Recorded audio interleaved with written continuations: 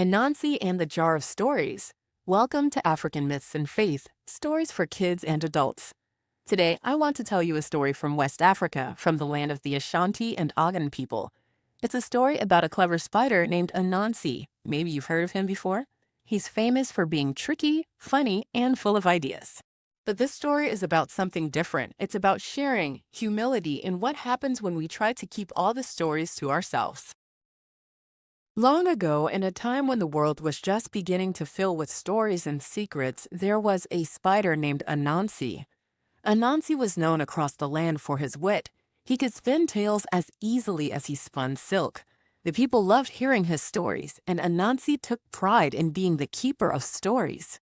But one day, he discovered something extraordinary, a beautiful shiny jar filled to the brim with stories from all over the world. Now, Anansi was clever, but he was also quite proud. He thought, if I keep this jar to myself, I will be the greatest storyteller of all time. No one else will have stories like mine. So he carefully took the jar home and closed it tight, hiding it away in his corner of the forest. At first, Anansi kept the stories to himself, savoring them like a treasure. But soon, he realized that stories are meant to be shared. They're like seeds. When you plant them in the hearts of others, they grow into new stories, new ideas, new laughter.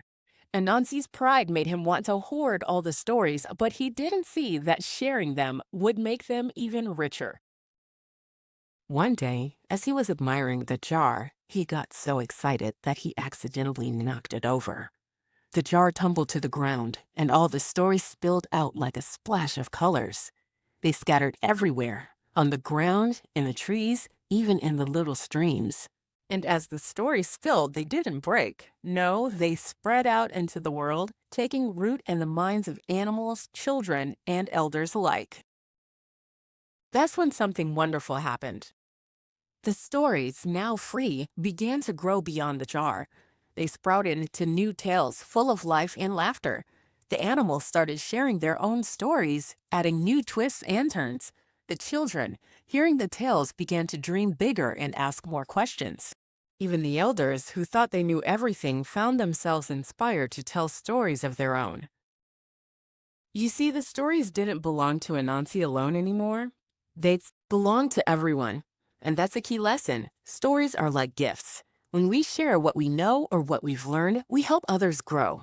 We make the stories richer and the community stronger. Now, here's a little activity for us all. Imagine passing a story circle with your friends or family. Each person adds a sentence or idea, building a story together. It's like planting seeds. Each contribution makes the story grow taller and wider. Think of it as passing the Pass the Story circle, where everyone is a storyteller. And so from that day on, Anansi learned something important. It's not about hoarding stories or knowing everything yourself. It's about sharing what you have, humbly and happily, so that everyone can enjoy the magic of stories.